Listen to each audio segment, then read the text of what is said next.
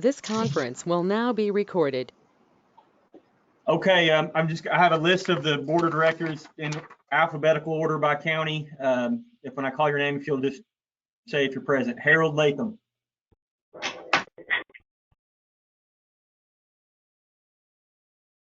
Here. Mark Newhouse.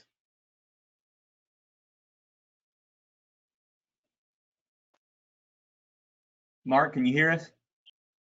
Here. Billy Stevens. Here.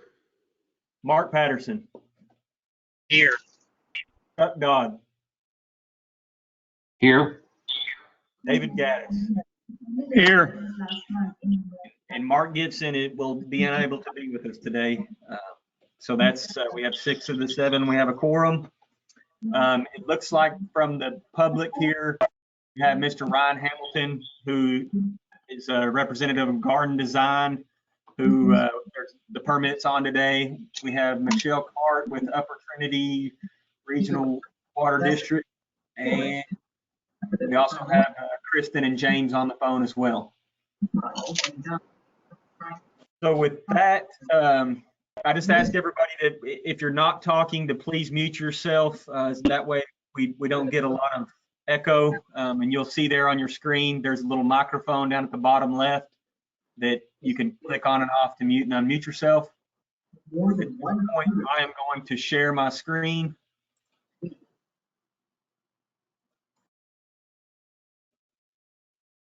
Okay, so my screen should be showing up for everybody right now. And if you'll look at about the top third of the page, right in the middle, there should be a little down arrow in a small box right about here where my mouse is at, just above it. And if you would like, you can grab that and drag it up to make it more full screen what you're seeing here. So we are reviewing the permit. The applicant is Garden Design, Inc. They're based out of Farmers Branch, but these wells, there's 2 existing wells. They're both there just north of Collinsville. There is no recorded historic use, so all of the use they're requesting is under just a standard production permit. They're both in the Woodbine Aquifer. They grow, it's a sod farm. They grow 419 Tiff Bermuda. There's 202 acres total. Their plan is to irrigate 146 acres of that. They are requesting a total of 117 million gallons per year. Hold on here. Scroll down to the MAG table. You will see there that the Red River MAG as a whole for the Woodbine, this represents 2.88% of that. For the Red River MAG, just as it stands just for Grayson County, both aquifers accounts for 1.96%. And then for the district-wide MAG, all aquifers, 1.42%. And now I'm going to pull up a spreadsheet here. The Garden Design's request was for 117 million. It's broken down into 2 different wells. The Welch well number 2 and 3, as you can see there, the production amounts are assigned to those. You'll see right here, this is the average runtime per day, hours per day for each well in order to achieve that. So part of their justification, their request was based off of just days that they would typically produce. They are not producing into a pond. They're going directly into a piping system for their irrigation. They're saying that they pump on average 15 days in April, May, September, October, and 20 days per month in June, July, and August. And that's how they develop their 117 million worth of production. So real quick, I'll go to our model here. Our internal model, which Paul has developed, what we use there is the Texas A&M AgriLife Extension Service. Like for landscape irrigation, for instance, we plug in our 146 acres here. And so we have the NOAA data informs this row of the spreadsheet, which shows the 25th percentile of over 100 years worth of rainfall data. And we put the 25th percentile of rain for each month. And then we put the turf need, and this turf need is informed by this formula down here, which is a Texas A&M AgriLife formula. And all of these factors that are plugged in there are based on, stress, what type of grass, how dense it is. And then there's a microclimate factor, and we've assigned all those as appropriately as we feel we can. And so you'll see there you have each month the turf need versus the 25th percentile rainfall. And the reason we didn't go average is because the permit has to supply them on a year that may be slightly below average, but knowing that once we get into a drought condition, which would be worse than that 25th percentile, that they would go into, there would be a contingency on their permit that allows for an additional 15%. This is district-wide on permits that allow that drought contingency. And then so if you see this third column here, third row, we have the deficit per month and then the total water need per month with a total of 96,330,000. Now over here on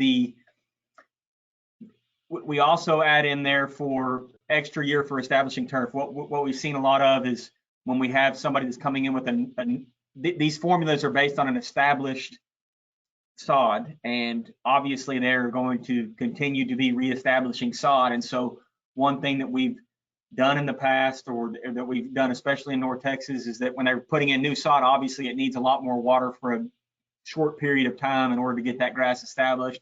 And so what we have done there typically is a 1/2 inch per day for 14 days, and came up with this number. And so you'll see there the 124 on our spreadsheet here, that shows what our model shows. And so they're requesting actually slightly less than what our model shows.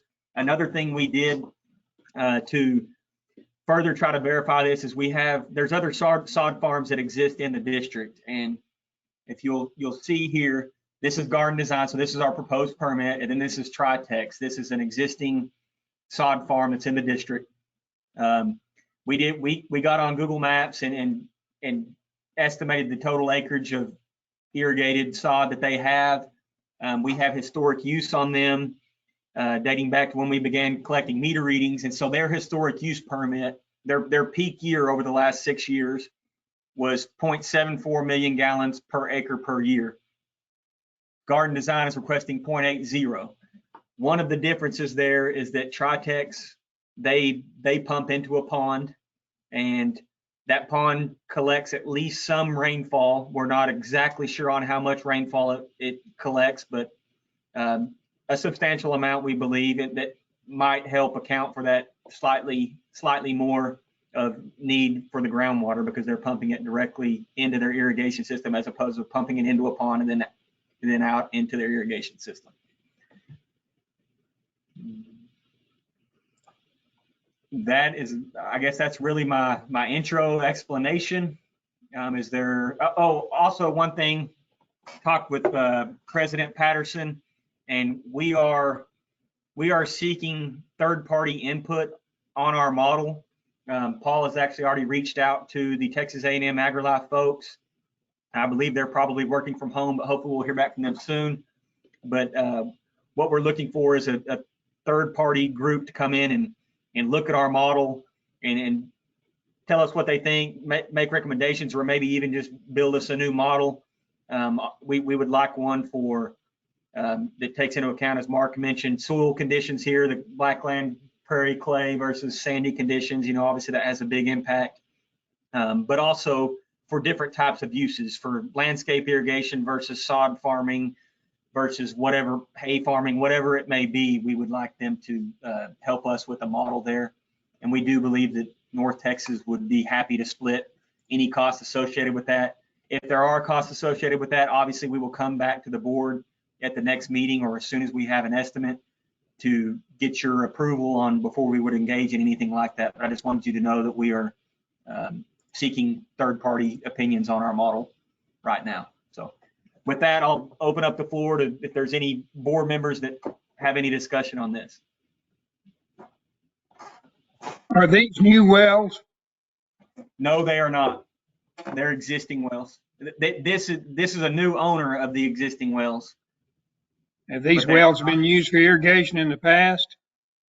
Yes, they have. We believe so. There is no historic use, and really part of the reason how we found these wells was trying to, the ag users in Red River do not pay a production fee, and therefore they're not going into the accounting system. And the accounting system is what we have historically relied on to get people to put meters on and to report their production because it's showing up on the quarterly basis. Well, we changed that process a year plus ago. I'm not sure exactly the date, and these wells came up that were owned by somebody else, and so we began the process of trying to.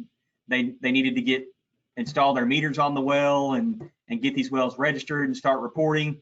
And in that process, these wells were sold, and so we've done the same thing with the new owner, Garden Design. So they transferred the ownership now, but because there was no historic use, they're going to have to. They're having to apply for a production permit outside of that historic use permit. So that's kind of how we got here.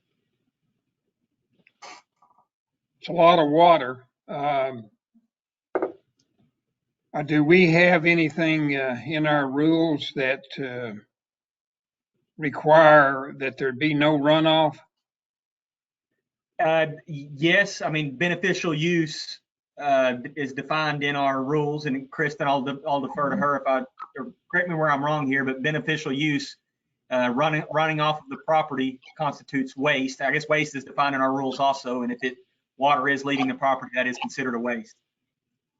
Maybe we ought to emphasize that here in the list of conditions that you've got there, that just note that requirement that there be no, they use only enough water for what sod is needed and that there be no runoff.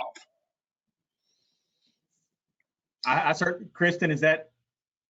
Absolutely. We can add that to the special conditions section just to call it out like David mentions. And David, the thought on enforcement of that is, when the district staff goes and does their inspections, obviously when they're, driving around in the area as well, that's how that will be policed, is just to confirm that, we're not seeing that there's overuse in terms of what's needed in a particular day. So we can absolutely do that. Okay, and this water will be metered and it will be reported, the use? Correct. Will not be paid for. There is no fee for agricultural use in Red River. You mentioned a while ago the Blackland Prairie, and it doesn't absorb the water very fast, doesn't give it up very fast either. But over there, it's over there in the Collinsville area, I believe, where it's probably sandy ground. You'll see here's Collinsville on your screen, and these wells, there's 4 wells here. 2 of them are capped, and 2 of them are the wells that we're talking about. So I'd have to defer to Mark Patterson on that. That was Mark that had mentioned that, and it makes sense, but he's much more familiar with soil types over in that area. But I would think you're correct. Yes, it's extremely sandy over there.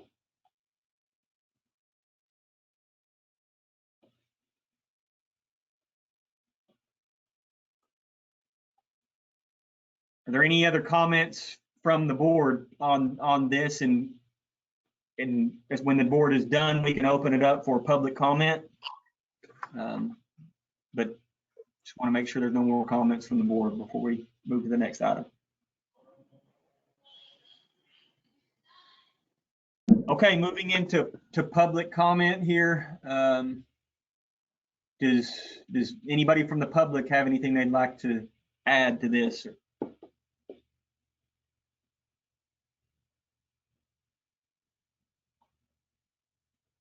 Okay, going once, going twice. Okay. Moving on to consider and act upon the production permit applications, including designation of parties and or granting or denying production permit applications in whole or in part as applicable. We'd be looking for a motion here, and if for motions and seconds, please state your name so we can get that for the record.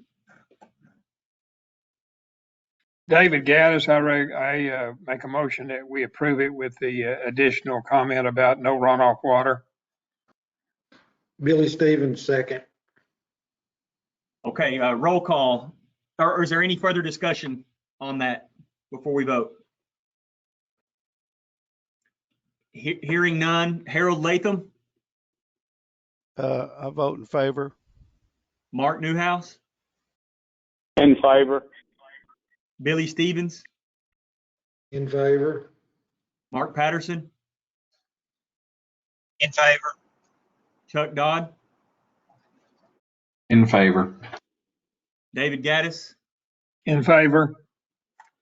Okay, motion carries unanimously. Okay, at this time, we will adjourn the public hearing and move into the regular board meeting at 10:19. Okay. Call to order, establish a quorum. Kristen, do I need to establish a quorum again? Roll call? No, we're good to go. Just, can we make a note for the minutes that, you know, the quorum was the same as in the public hearing? That's all we should do. Okay. Okay, sounds good. Is there anybody else that has joined the call from the public since we've been going? If so, we would ask you to introduce yourself. Okay, moving on, public comment. Or do we have anybody from the public that would like to comment?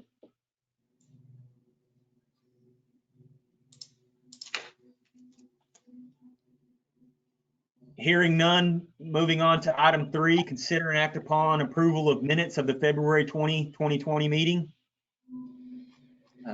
After you've had a chance to review, we'd look for a motion and second. Again, please state your name.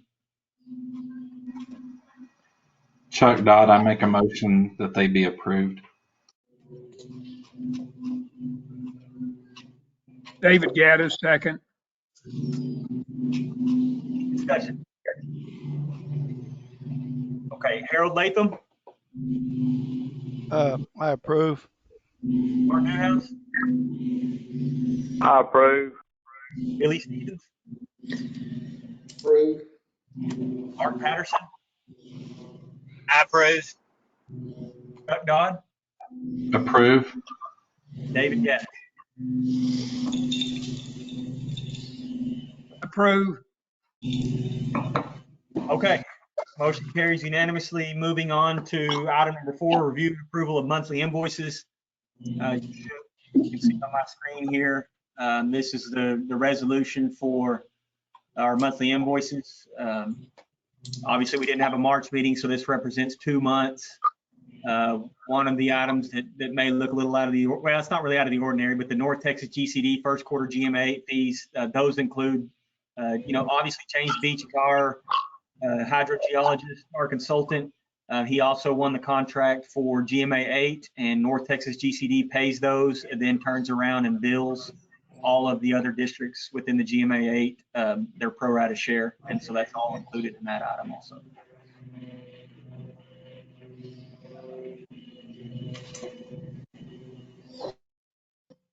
If there's, is there any discussion? If not, we'll be looking for a motion and second.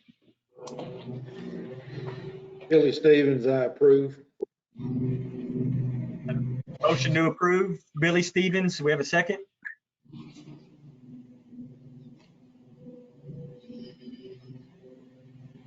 Harold Latham, I second. Okay. Roll call, Harold Latham, I approve. Mark Newhouse, I approve. Billy Stevens, I approve. Mark Patterson, I approve. Chuck Dodd, I approve. David Gaddis.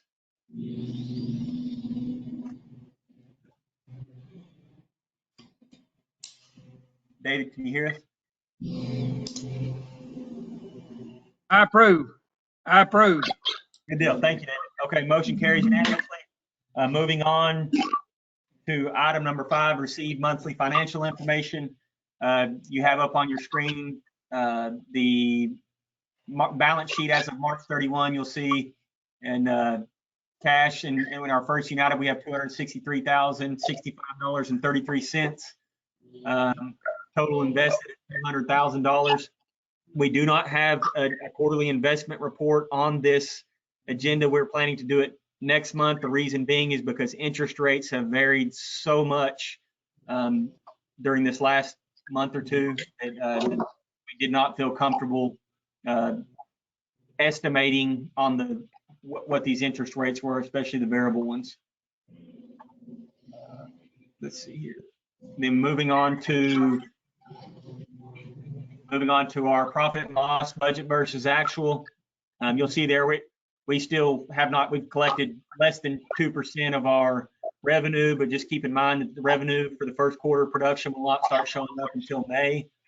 Total expenses were 22.5% of the way, and 25% of the year. This is not an action item, but if there's any questions or discussion, we'd be happy to try to answer.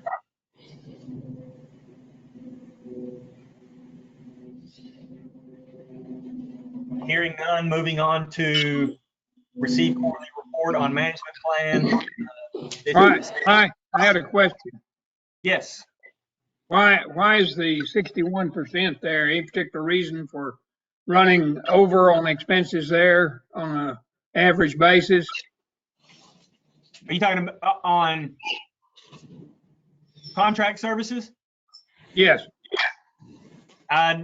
No particular reason, no. I mean, it's possible that, we've had, that's generally WSP, our hydrogeologist, but they have attended, I believe, 2 meetings already this year. And the plan was for the GMA purposes as our consultant to attend at least 3 meetings. Obviously, you're getting a break on this one because he's not having to travel. But that's certainly part of it. And then also, we're somewhat, I mean, he's reviewing all the hydro reports, and we've had several permits since the beginning of the year. And that's it.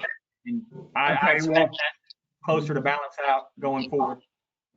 And if it's back on the cash on hand, with that much cash on hand, should we consider investing in a CD? Yes, and yes, we should. I believe we should. And we'll put that on the next agenda to discuss modifying our investment strategy. And Debbie, actually, we considered doing that, but the last time we had gotten direction from the board wanted 2 CDs at $100,000, and so we didn't want to make the decision to increase that without board approval. And it's not on. I'll get that on the next agenda.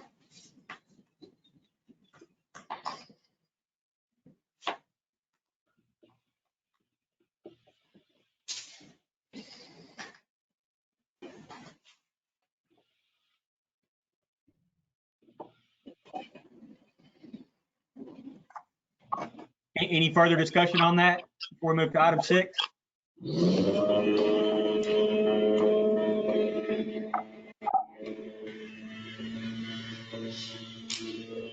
Okay, moving on to item 6, quarterly report for our management plan. You'll see there's a total of 944 wells registered in the district. Total inspections, you'll see the breakdown there. Total for the first 3 months was 42 inspections. This is not an action item. If there are no questions, then we'll move on. Any significant findings?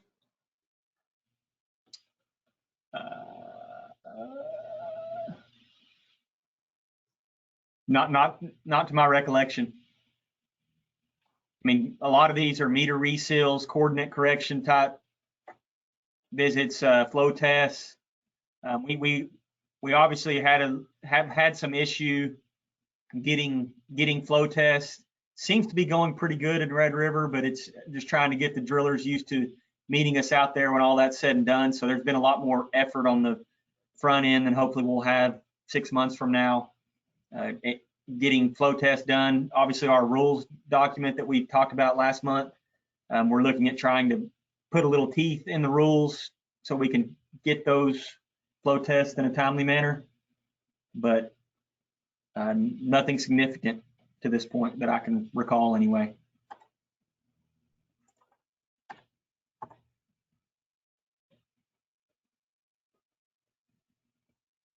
If there's no more discussion on that item, we'll move into item number 7, which is update and possible action regarding the process for the development of desired future conditions.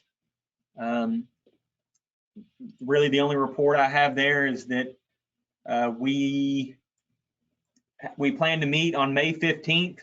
We will likely we'll be doing a web meeting just like this one. My guess is that I will be administering that one as well.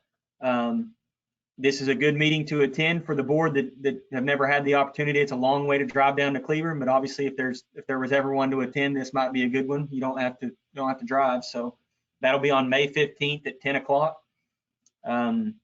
We have one similar rules survey remaining out of the 11 districts that Paul has been working on that. And once we get that in, we plan to forward out our what we call the inherent differences survey. The other one focused on how similar your rules were, and what we're trying this second survey to show is that what things about your district that you cannot control, such as population growth, population density, how many aquifers you have, how many outcrop subcrops you have, average depth of wells, things of that nature.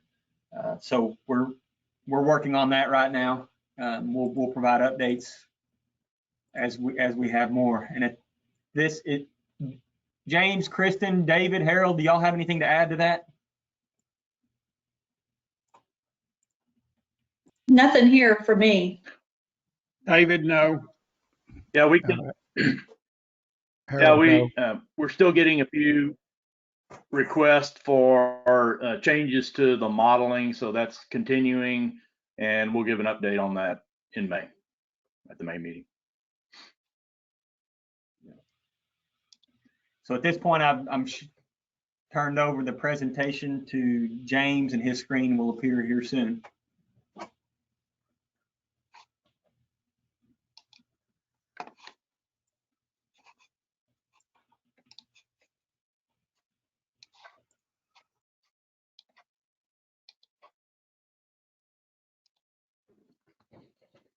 All right, are y'all seeing that okay? Yes. All right, David, so 10-4. yeah, agenda item 8, pardon.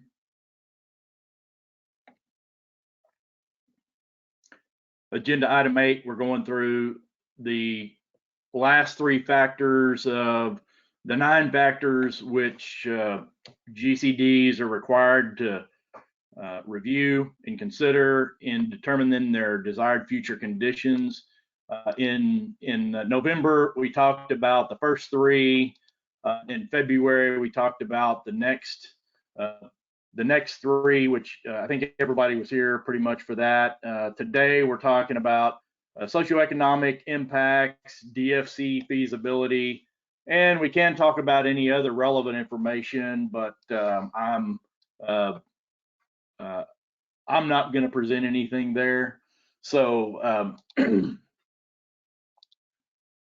the big overarching balance that you're called to strike in Chapter 36 with regard to DFCs, just as a reminder, is to try to balance the highest practicable level of groundwater production with conservation, preservation, protection, recharging, all of those other things that districts do. And so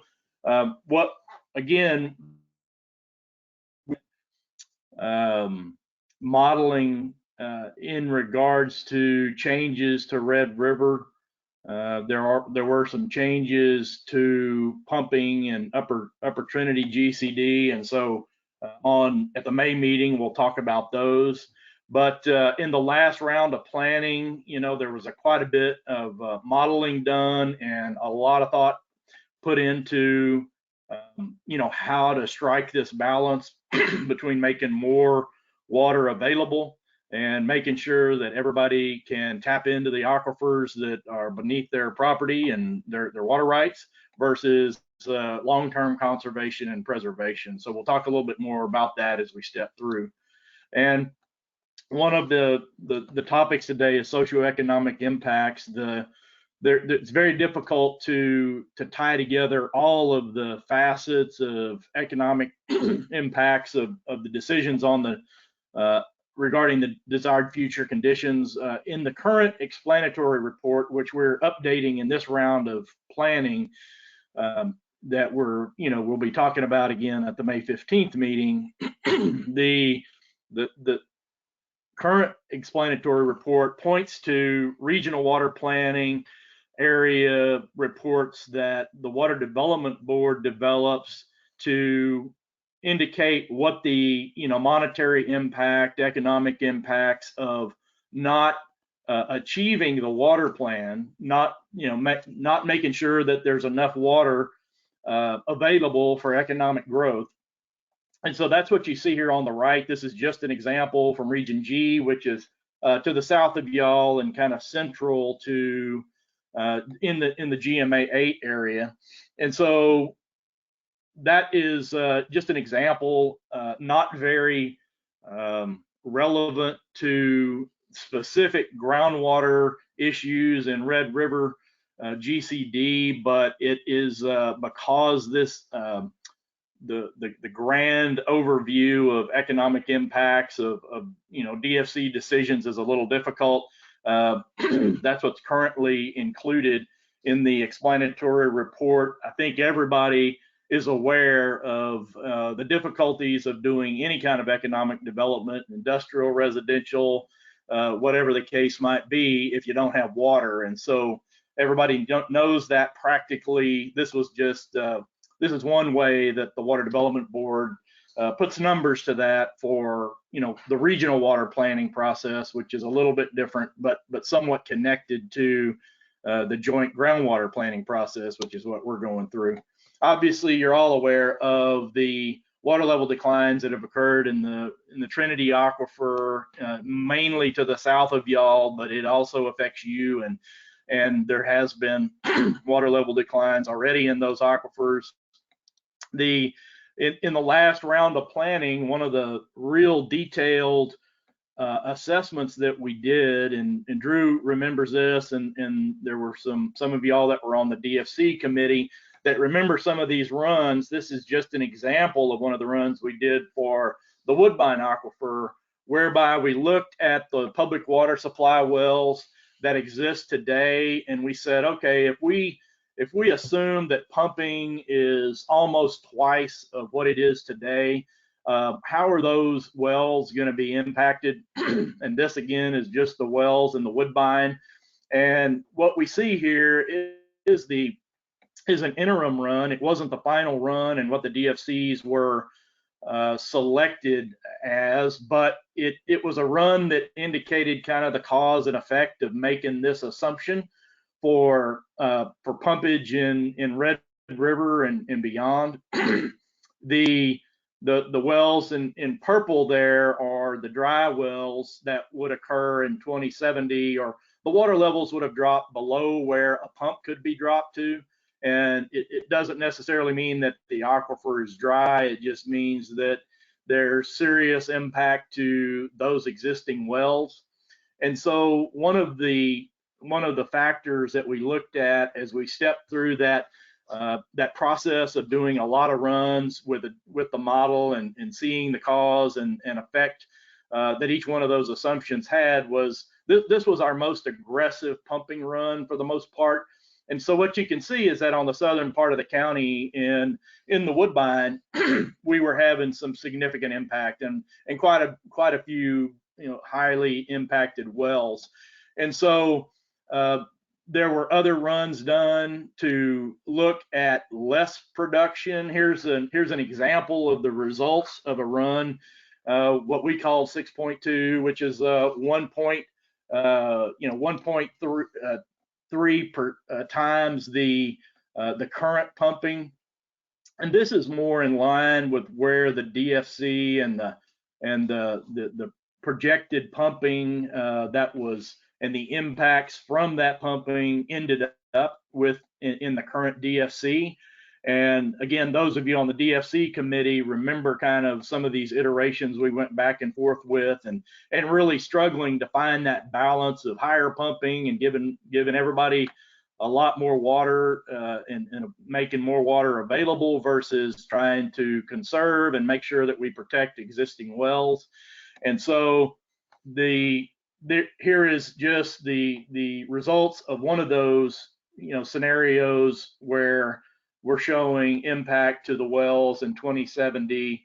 And there we see less impact. We've got blue dots in almost every case except one or two places where we've got less than 100 foot of drawdown, and some of those red dots, and some of those are just shallow wells and difficult to protect from the grander standpoint. And so the implication here is that there was a lot of, or the reminder for new board members is that there was a lot of work done in the prior round of planning and in the GMA 8 process to assess whether a lot of pumping was okay, or whether we needed to go with less pumping, and trying to find that balance that sort of summed up in that very simple graph that we showed right here. So, or illustration, I should say. That's the overarching balance that you're trying to strike. And so we wouldn't want to oversimplify that by saying, well, we just sort of nilly-willy picked some desired future conditions, and we ended up with some modeled available groundwater, which is sort of an indication of a guide for the production you can have based on the model that will help you maintain your desired future conditions out into the future. And so there was a lot of work done for those that weren't a part of that, just as a reminder. The other economic impact of water level declines that we just wanted to touch on a little bit today is this is just the estimated lift cost for groundwater. And when water levels decline and you have to increase the lift and the total lift and dynamic head that is there for water levels as they drop. I know David Gaddis is very familiar with this. We're running systems, some of the rest of you are as well, that over time when those water levels decline from 300 foot to 600 foot, you can see increased cost for power just to lift the water. That's what we're looking at here in this table. This table doesn't even include the cost of outfitting wells with new pumps, motors, maybe new power equipment, and all of that. It's just the lift cost that we're looking at. And so you can see as you increase the lift and the depth of the water and the total head increases, that you get increases. This blue the blue highlighted column there is a cost per thousand on the increase. So if you're lifting water 100 foot, it's 4 cents per 4 cents per thousand. If you go up to 600 foot, it's 26 cents per thousand. And again, these are just the lift costs. These aren't increases in infrastructure costs from pumps, motors, and all the rest. So you can look at that also on an MGD level.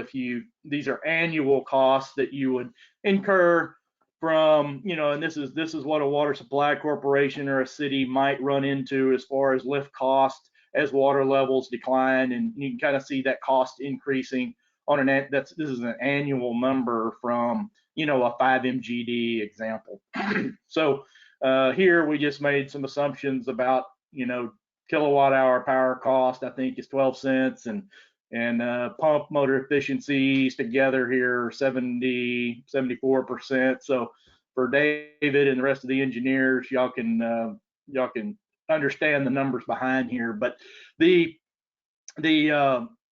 one thing that is a impact on the economic side for increased water levels and lift, or increased drawdowns and lift cost.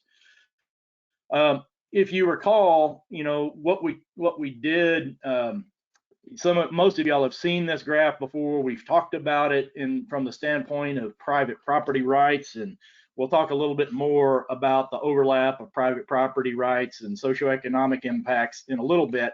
but just because it's a complicated graph and because it's important for you to understand as you communicate with constituents and stakeholders about how the district makes these hard decisions, I wanted to run through this again. This is basically, if you look at the bottom axis on the graph, there's 1,200 public water supply wells in GMA 8. That's basically all the way from Austin to the Red River, and so you've got that many public water supply wells. And what you're looking for on the left axis there, what we simulated and focused on in this particular assessment of those results of all those runs was the available drawdown in those public water supply wells. And so, in other words, if we put the pump at the deepest location that we could in all 1,200 of those wells, which the pumps aren't set there right now, but if we did, and if we projected the water level decline out into the 2070 timeframe, how much available water would be sitting on top of those pumps?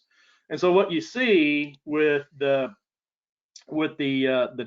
dark dash line there is that about 250 of those wells out in 2070, 50 years from now, would have some serious impact from the production that is included in the DFCs and the MAGs today. And that was the decision that was made from the last round of planning. And so that was the run that was selected. For an example, another run that wasn't selected was that one I showed you the results for earlier, which showed all of the impacted wells on the southern part of the district, and that was the 1.9 multiplier on pumping, almost doubling the pumping. What we see here is that there's almost or 700 plus wells that are impacted and not being able to be produced when we step that kind of production out into the future.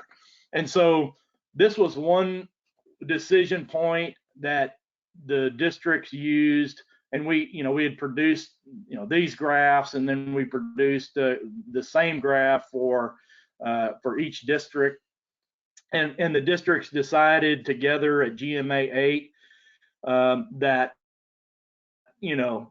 this much impact was too much it was too high of a cost to pay, I guess, for making more water available for permitting, and therefore having higher drawdowns represented in the desired future conditions. And so, like I said, the dark dash line was the run and the result that was sort of selected by the GMA for the process and for our desired future conditions.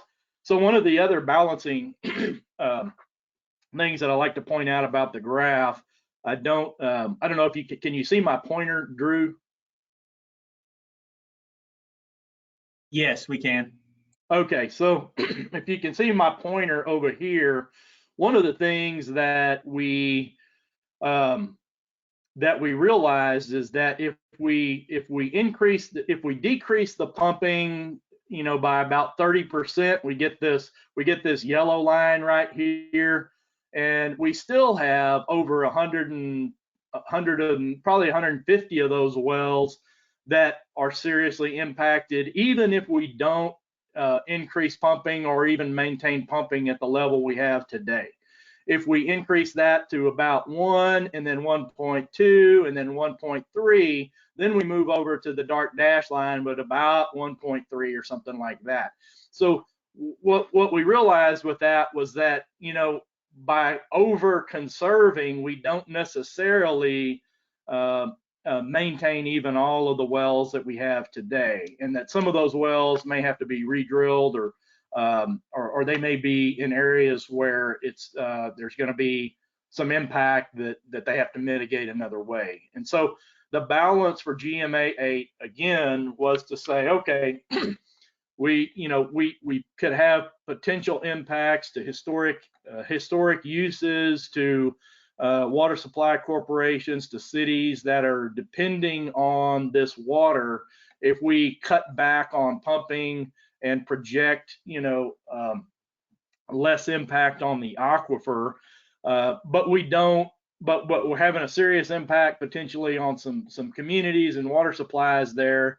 But we're still going to have trouble anyway with some of those wells. And so instead, and again, going back over to the very aggressive run where you're having 700, wells being impacted, that was not the right decision for the GMA either.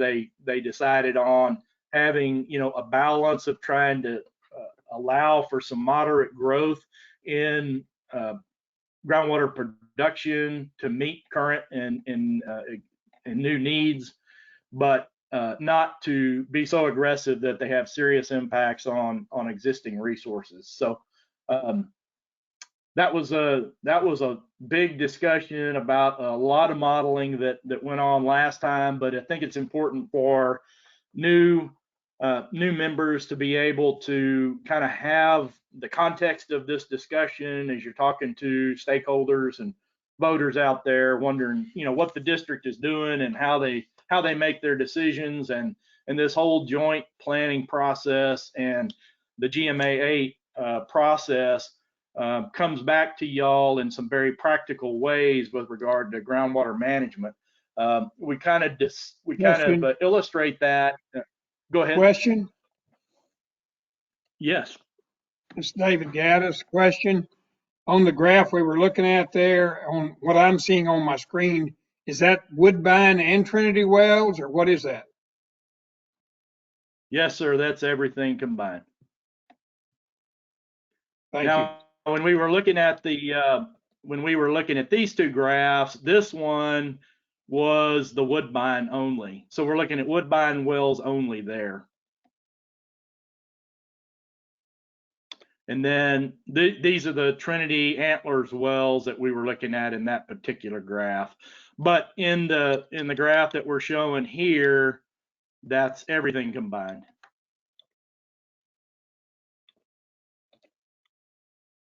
Any other questions, David, or anyone? No, that's fine. All right. Thank you. So the joint planning process that you're a part of today, and that I was just describing from the last round of planning, that the DFC committee and the staff did so much work to try to get to the solution that they did. That folds into another process called the regional water planning, and that managed or modeled available groundwater number that comes out of your process flows into the regional water planning group process. They decide sort of what the strategies are going to be for meeting water needs in the future, and that modeled available groundwater tells them tells that group and that planning effort sort of how much groundwater is available. And so you're the deciding factor. You and the rest of the GMA 8 folks together are the deciding factor on how much water is available from groundwater and aquifers for these new strategies to meet new needs in the future.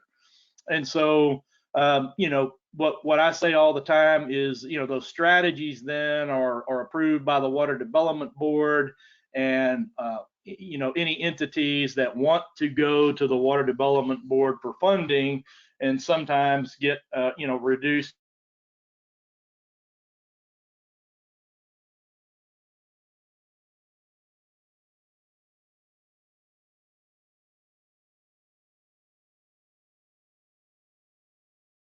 Can't hear you.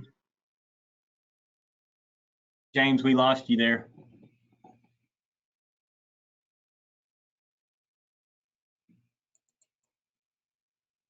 We can still see you.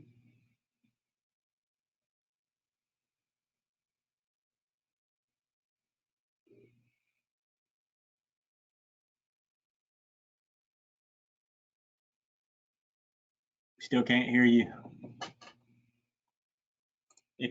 If you want, I can email you the phone number to call in. And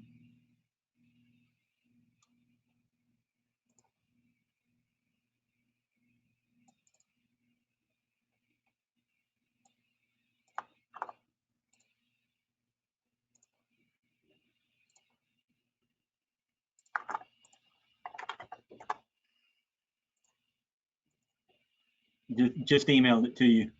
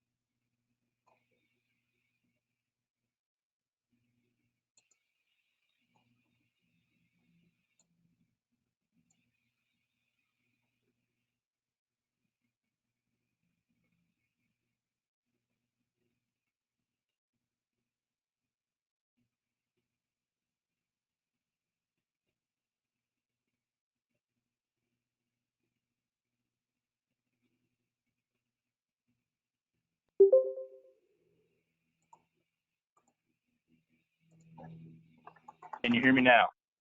We can. Okay. Sorry about that.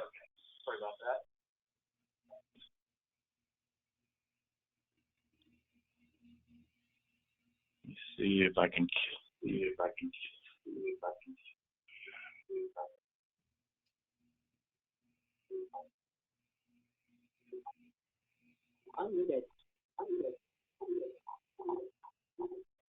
Hey Drew, can you mute me? I'm getting mute. Yeah, I've muted you. If you would turn your speakers off on your computer. I think it's providing an echo there. Okay. Okay. So where did y'all lose me on this slide?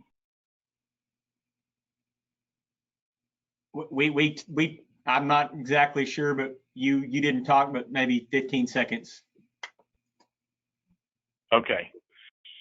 So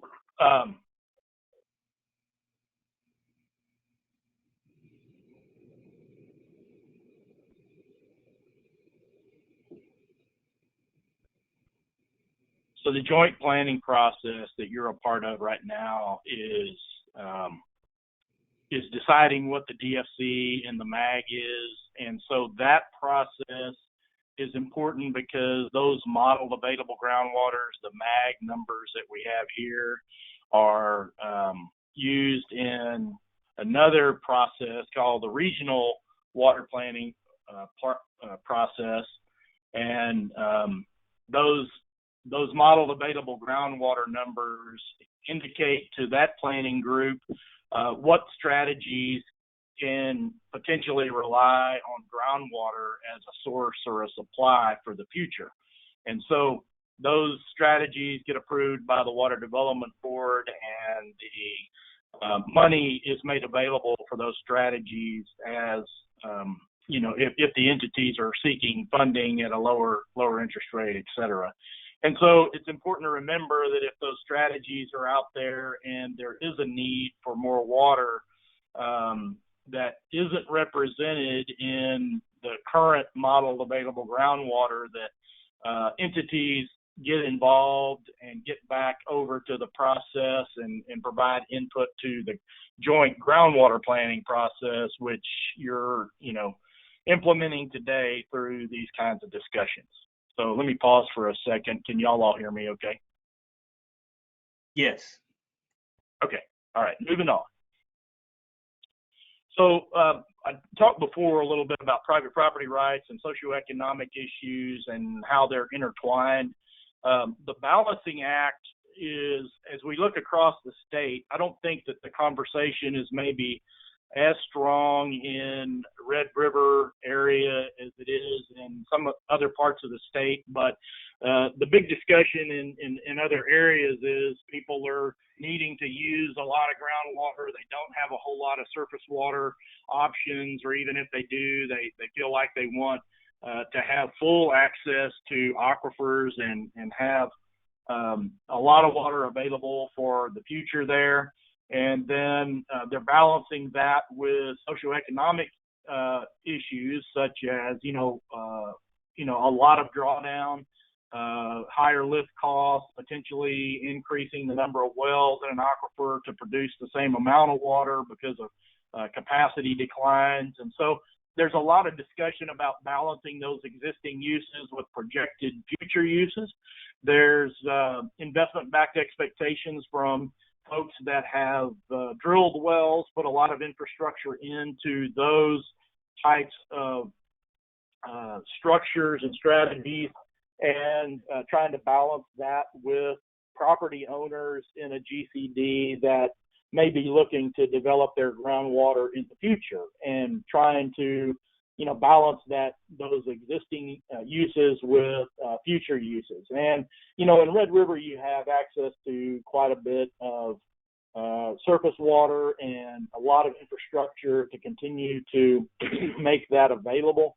And so we see a lot of strategies that are for the future that are being supplied by surface water, and so there's not quite as much pressure on groundwater in your area. But in some areas throughout GMA 8, that's still a highly debated topic, and obviously in other parts of the state as well. The long-term viability of the resources, which we talked about multiple times already, and then looking at what immediate cutbacks would be required by setting certain DFCs, and how that would occur over time if more water is made available, and then just the availability of groundwater in potentially shallow wells, in the outcrop areas, and some of that, up to the north and to the west in Red River District is sort of an issue. It may or may not be something that the DFC by itself can I guess achieve or balance.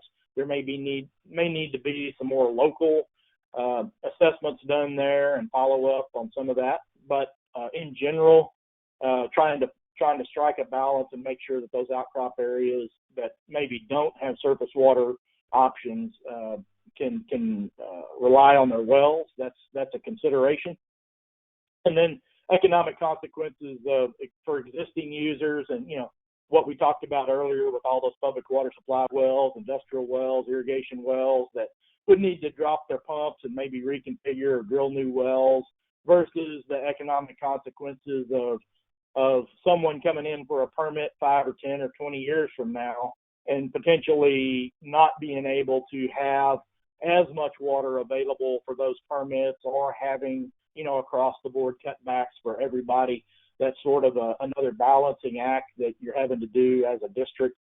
And basically, as a district, you get to have a vote at GMA 8 as to how those decisions are made and how you rank those 9 considerations in regard to priority and what's best for your local area. And that's consistent with Chapter 36 and what you're allowed to do in regards to local groundwater management. So if we look at the feasibility, this is the last of the factors we'll talk about today, and it's a quick discussion, so we're almost done. We look at physical achievability, and that's just essentially, hey, can we pump the aquifers in a way that we can meet the DFCs in our counties and the counties around us? And so the good news there is that the groundwater availability models are a reasonable tool, best science available to try to make sure that that's happening and possible. There are some potential DFCs, if you set, a very low drawdown in one county and a very high drawdown in another county, you might not be able to physically achieve that just because of the interaction of the aquifer across county lines. And so the groundwater availability models sort of help ensure that that's possible. And then I look also at regulatory achievability, and the questions you asked there are, can the DFC be achieved via the GCD management plan and rules, and does the regulated community and stakeholders agree with the approach that the district has decided upon for management?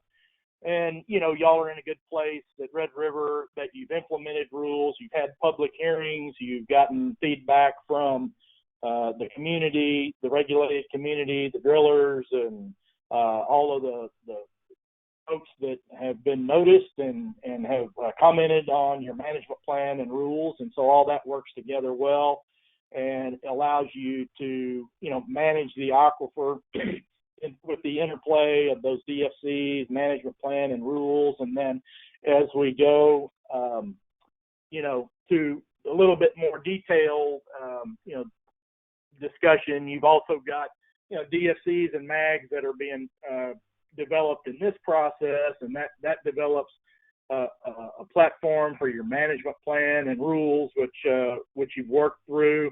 And then, of course, the staff is very busy implementing a monitoring and metering program to make sure that we're trying to measure what you're tasked to manage. And so trying to get the best data that we can out there on the aquifers and the uses in the aquifer so that what you're managing and you're getting good numbers to do that with. So that's all I have.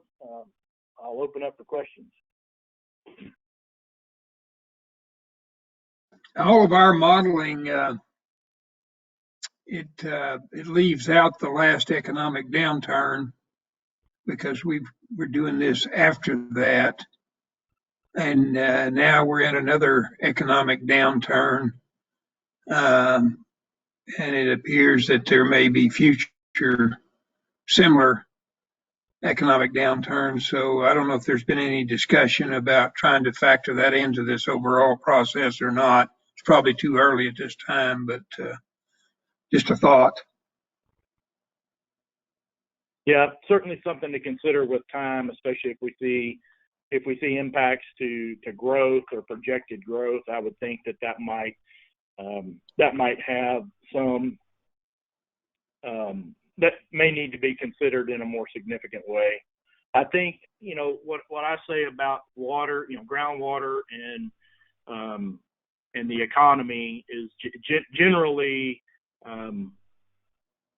groundwater is it's a large resource, and it's gonna track along a path of growth and supply and demand and impact in the aquifer, and a lot of the fluctuations on a day-to-day, year-to-year basis can have some impact on that, but generally the DFCs and the modeled available groundwater, they're regional in their design. I think their planning mechanisms, their planning tools, much like the regional water planning, and then the rule, and they're made to be, long-term outlooks and projections. And your rules and your management plan and the permits that you're reviewing on a monthly basis, those are the things that are more real-time, more local, more of a local impact to your area. And so I think, even though we're going to have those ups and downs, they're probably less noticeable in the things that you're trying to do on a local and real-time basis. And I think that the DFC process, because it's long-term and more regional, aren't going to be significantly impacted by that at this point. And David, it's also worth pointing out, a lot of the growth in our district, a big chunk of it is we expect, or we kind of put that in our projections, that it will come from surface water, such as Sherman, Denison, Al Van Alstine, and even Gunner and Mary Lee. All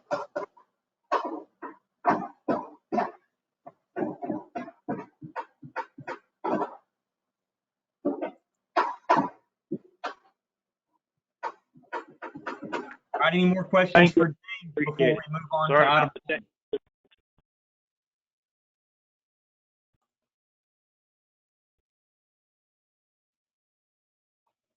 Okay, thank you, James. Moving on to item 9, this is discussion and possible action on requests for extensions on well applications. The well application that we wanted the board to consider today is it's Luella. I believe Luella is a SUD, maybe a water supply corps, but they're a public water supplier southeast there of Sherman. They've had their basically they applied for this well before the new rules, so it was not required to meet spacing, hydro report, any of that. And they've already burned through their first extension, and the well is complete for all practical purposes, but they do not have permanent power yet to the well and do not have a meter on the well. And the well driller thinks that will happen soon. The well driller is Central Texas Water Well.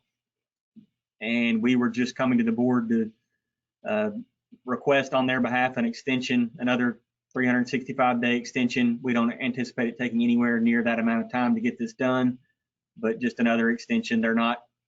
This was not a case where they were got an application in before the rules, before they had to comply with the new restrictions and just drug their feet. It's just, it takes a while in many instances to drill a public water well after you get the engineering and TCQ approval and get your funding and all of that. So I make a motion, we approve. motion from Chuck Dodd, Billy Mark Stevens, Newhouse, second. second. second from Mark Newhouse. Any discussion? Okay, roll call vote. Harold Latham, I approve. Mark Newhouse, Approve. Billy Stevens, Approve. Mark Patterson, I approve. Chuck Dodd, Approve. David Gaddis. Approve. Okay, motion carries unanimously. Okay, moving on to item 10. I've got the agenda or the packet up on your screen there. This is to consider and act upon a resolution regarding temporary procedures for disbursements and related suspension of certain provisions of district bylaws. This basically, because we're typically what we have done, and it's not spelled out in the bylaws, so I think that here in the near future, we are due for a bylaw revision with the current board to find out exactly how you guys want to do this going forward. But typically the way things have been done, which predated me, was attorney bills. Those checks are signed directly by 2 of the 3 officers, as well as any checks over $5,000. And all other checks there's disbursement authorizations that are in the financial packet that are given to the board or to the officers at each board meeting, and those are signed by the board at each meeting following the approval of the liabilities resolution. And because we are meeting remotely and it's a little more difficult to get that done, we're not saying we can't get it done, but we wanted to at least throw out the idea of following the approval of the liabilities for a period of 90 days, that we have signatures, stamps for all 3 officers, and following the approval of the liabilities, that we would be able to stamp those signatures on these checks and authorizations temporarily, again, 90 days, just due to the current situation. If the board did not want to do this, we obviously could mail the packet to one of the officers and they could mail it back, or then mail it to another officer, and then ultimately we could get it back. We were just throwing this out there to see if the board had any interest in proceeding this way. And this also includes stamping board names on resolutions that we approved today, as opposed to mailing or emailing the resolutions for signature, stamping signatures on after they're approved by the board. And Kristen, that's put, This go ahead. is David Gaddis. I have a comment. Go ahead, Can you David. hear me? Yes. I would favor, rather than the stamp, I would favor the two officers, the manager and the finance, to sign them.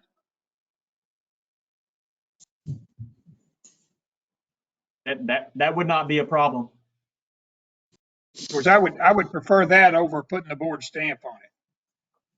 Kristen, are we able to, could we make an amendment to this resolution if that's what the board ultimately decided? And Yeah, Yes. I mean, that would be fine. I mean, you got two separate individuals there that are putting their name on there. And, you know, with the stamp, you got one person putting the stamp on there. Okay. I would prefer it be the finance and the manager both to sign each one of them. Yes, and we can amend the resolution. That's what my suggestion would be, because we're required by law, Chapter 36, which is incorporated into your bylaws. When we make changes to this disbursement process, we have to do it by resolution. So we'll amend the existing resolution to say what David said. And then as far as getting the resolution signed, we will, Drew, are you okay with just emailing it to, you know, Mark Patterson and the board secretary, you know, doing email signatures essentially? specifically for this resolution or all resolutions? Right, you know, or all resolutions. My thought is that, you know, moving forward, we just do things by email. If we're, you know, if we're gonna allow y'all to, if we're gonna make a change to the check signing procedure, we might as well, rather than y'all send packets just for resolutions or whatever other kind of documents have to be signed, that it just be done through email. I don't have a problem with that at all, as long as Mark and Harold don't have a problem with as long as they, I know y'all both have the ability to print off a resolution and sign it and scan it back to us, or to sign digitally. I can I do do. the scan and sign. Okay. Yeah, or another consideration is, like David mentioned, I think the concern was with checks, so that there are two individuals essentially approving the check. If y'all are okay with just stamp signing resolutions, you've already approved it. You know what I'm saying? So the board's already taken a vote, and it's just an administrative act to use your signature, stamp signatures. So maybe that's, now that I'm thinking about it, if that's convenient, it seems most convenient. So my suggestion would be amend this resolution to where Drew and Debbie sign all checks for the 90-day period.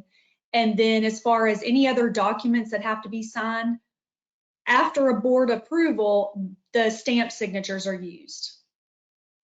And that then, works. Kristen, as you pointed out in previous conversations, we are fully bonded and insured and all of that for this. I mean, not that there's any reason to worry, but you do have substantial amount of insurance, as we talked about at the last meeting. Right. Exactly. There's bonding and insurance for these kind of issues. And then also, you know, the intent here is that it's really most everything is approved. It won't be done until it's approved by the board. So it's something that you are seeing first, approving through a motion and a vote, and then is done is done in accordance with your approval at a board meeting. And obviously, if things change for the better and we're able to get back together sooner than 90 days, we would go back to business as usual at that point. And if we're not, we'll bring another resolution before that 90 days is up that's similar and extends it some period. Is there any further discussion on this item? If not, we'll entertain a motion in a second.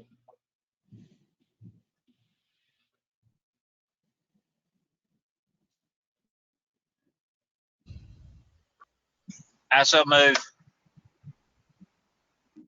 Mark Patterson with the motion. Harold Mark Latham. Newhouse, second. Go ahead. Okay, I'll give that to Mark Newhouse, Harold. Okay, so roll call. Harold Latham, I approve. Mark Newhouse, I approve. Billy Stevens, Approve. Mark Patterson, I approve. Chuck Dodd, Approve. David Gaddis. Is this with the changes we talked about? Yes. Yes. Approve. Okay, motion carries unanimously.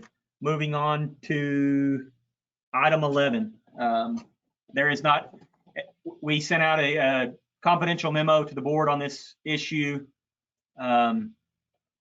Due to the COVID-19 issue we're facing, the state of Texas has temporarily suspended investor-owned utilities from charging late fees and disconnecting water meters. And as far as we have seen, we have not seen an end date to that. We assume they will just rescind it whenever they feel it's appropriate.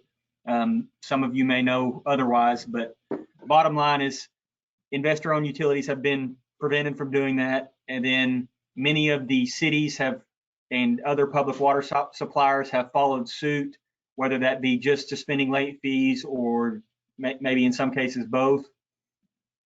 The district, in our rules, we have two forms of automatic late fees, which we do not come to the board for. We obviously have, it can be classified as a major violation if you continue not to pay or submit reports, and those would ultimately come to the board. But we have, basically if you, I'll put up on the screen here, this is from our website, kind of shows an outline of the quarterly deadlines.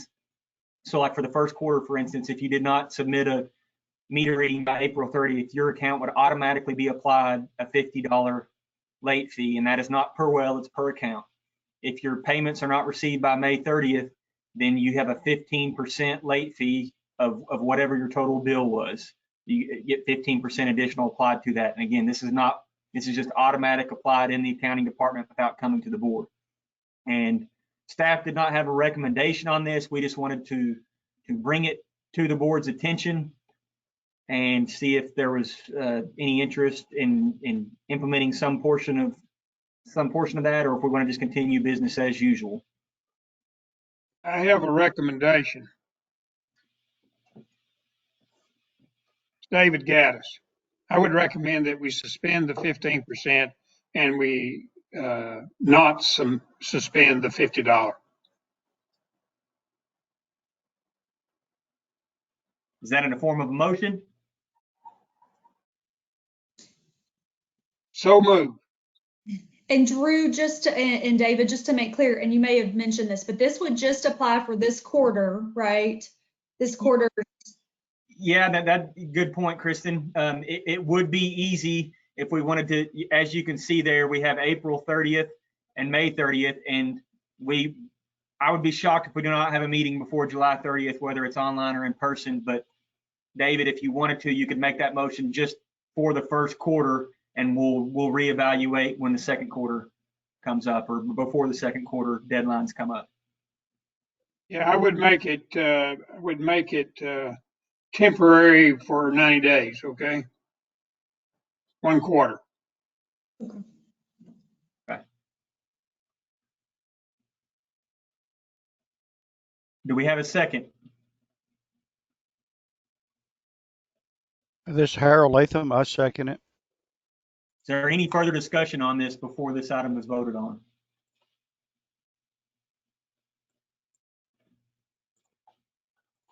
Okay, I'm going to go through the list here. Harold Latham.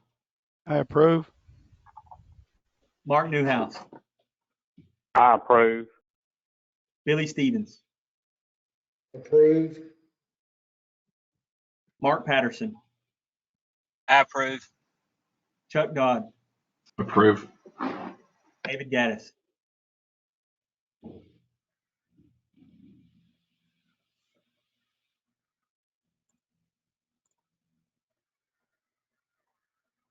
David, can you hear us? I approve.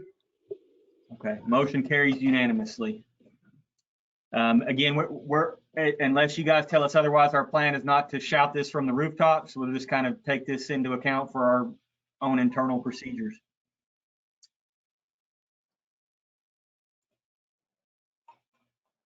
Okay, so moving on to the general manager's report. I just wanted to let you guys know, Mark and I had been in discussions, leading up to this meeting, obviously.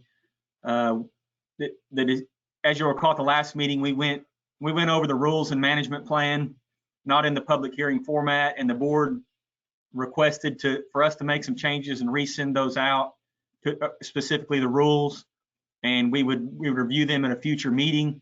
Because this format's a little bit more difficult maybe to have a discussion like it would take to go through the rules. We're not putting that on these agendas. I mean, I guess we'll just kind of play it by ear, or I'll keep in touch with Mark, and if we see this going on for much longer than we all hope, then we may reconsider and go ahead and do that. But for now, we're going to punt on the rules and management plan discussion in hopes of being able to meet again soon. You'll see there the well registration summaries. We're going to redo this format. The problem is that we keep a spreadsheet at the end of each month. I don't, but the staff does. And basically the way that all of the numbers are accurate with the exception of the new registrations. The problem with that is that we do an export from the database that shows the number of wells, a snapshot at the end of each month. And the problem is if there's a well that is for whatever reason not drilled, then that shows up as a negative, and so it has a tendency to skew the numbers on the new registrations. It's not as obvious here in this February where it shows 3, but if you go down here to March, you'll see there we had -2 public water system wells, and that's obviously not accurate. Those were just 2 that, like, we had a duplicate well in the system or something that was deleted. And in one case, there was a well that they ended up not drilling, and so the application was pulled. And much of that, this one may be actually more than one, but we had somebody who didn't end up drilling the well, and so it didn't show that accurately. So what we're going to start doing is on this new registrations column, we're just going to manually keep track of that so it shows a more accurate picture of what happened that month. But as you'll see, as of March 31, there was a total of 944 wells registered in the district. And Kristen, is there any update on the injection disposal well monitoring program? Yes, just a brief update that, as y'all know from, I guess, the last board meeting and the one before that, we had an active protest. Actually, we had 2 active protests on 2 injection wells that Jetta Operating Company out of Fort Worth had filed with the Railroad Commission. And our issues with those wells included that their injection pressures were too high, higher than the Railroad Commission rules allow. And one of them also, there was some completion issues with some information. So the good news is we've resolved all those issues after several months with the applicant to get them to amend their applications before Railroad Commission to lower the injection pressures, and also to give us some more information about how one of the wells was completed. And we looked at the information and felt like, okay, it was consistent. It is consistent with Railroad Commission rules and protects water quality. So we have withdrawn those protests. Just so you all remember, when we've sent out a link before, and if you want, email me or Paul, and we can email it to you again. But Paul's been logging all of these documents in GIS, and there's a link that you guys can go and look, and you can look at the location of these wells specifically. And if you click on the well, it pulls up all the related documents. Well, if any of you want that, send Paul or I an email, and we'll resend that to you.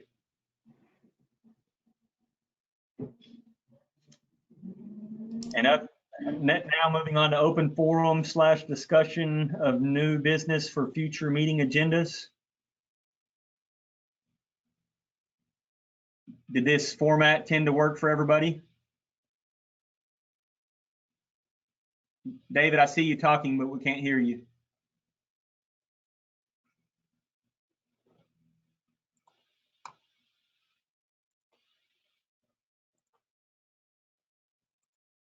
Can you hear me now? Yes. Don't we have some software under development that we're maybe due for an update on, or? We have a conference call with Intera on Tuesday to talk. We sent them the most recent import comments. So we're still kind of stuck on the data, trying to get the data from both districts that are in different formats into the current database and in the same format essentially. And we want to make sure that stuff is absolutely right and we don't lose any data. And it's taken longer than we would have hoped, obviously, substantially longer, but we're still working on it. And what our hope is to have, once we get this issue resolved with the data imports, then to Alan Burks, that's been his primary focus for the last while. And he's going through with the functionality and just kind of trying to make sure there's no hiccups when we finally roll it out. So am I correct? It's taking us longer to do what we need to do, not the Intera? No, I don't. No, I don't think that's accurate. I think no, I don't think that's accurate. It has taken us a while to look through the information, but the reason why is because, you know, the information that when we get it, it's in the database format, and so it's not extremely easy for us to just pull up a tabular, a table, all of the data and verify it. We have to go in, and I say Alan has to go in and perform individual processes and look at hundreds of wells, and then he'll find, okay, on this well, for some reason, the company didn't get transported in, or the owner information's wrong, or their email address is lost, or something like that. And so we find bits and pieces of it, and it takes us a lot longer than it should, but that's no fault of, we're doing it as fast as we can. And Alan's been focused on it. It's taking a while, and we hope that this next round of improvements they do on the data issue will be the last round on the data. Then we can focus on the final functionality improvements. But we have been testing the accounting side of things. Alan went through and found 10 or so wells that looked like they had good readings on them, and our accounting department has been doing the exporting and putting those into QuickBooks and using the invoice software, and that side of things seems to be working well, which is very important. But what we do, one of the issues is meter changeouts and meter rollovers. You know, when we put meter readings into the new database, it just assumes that they're the last day of the month. When you have a meter change out in the middle of the month, where we have some questions on how that's being applied, is it taking into account the meter reading? It's taking account into the production, say through the 15th of the month, and then also taking into account the production through the end of the month, and it's still applying that to the same quarter. There's just some issues like that when you really get into the weeds. If you pull it up, it looks pretty good. I could walk you through like we did earlier, and if I find the right wells, I can walk you through it, and it looks like we're ready to go. But there's a few deep-rooted issues that we're trying to get resolved before we roll it out. If we didn't have a database right now, we would have, I think we'd already be rolled out. But because we have a functioning database, we want to get it polished up quite a bit before we roll it out.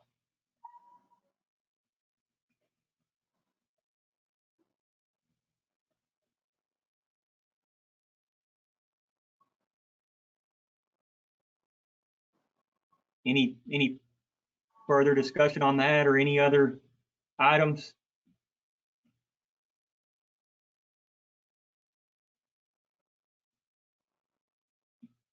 Mark, is it does our regularly scheduled meeting, our next meeting would be March 21?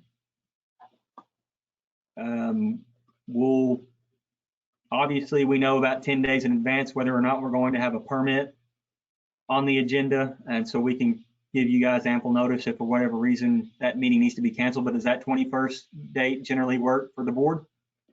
Are you saying May 21st? Yes, I'm sorry. Yes.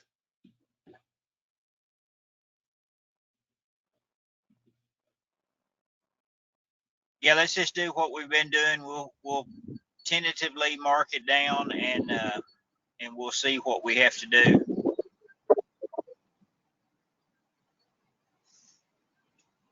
Okay, well, that sounds good. If there's no further discussion, item 14 is adjourned. Thank you guys for bearing with us here today, and hopefully we'll improve on this as we go forward. Thank y'all. Keep your Thank you. distance, stay safe. Thank y'all. Bye. Stay safe. Bye. Y'all later. See ya. See ya.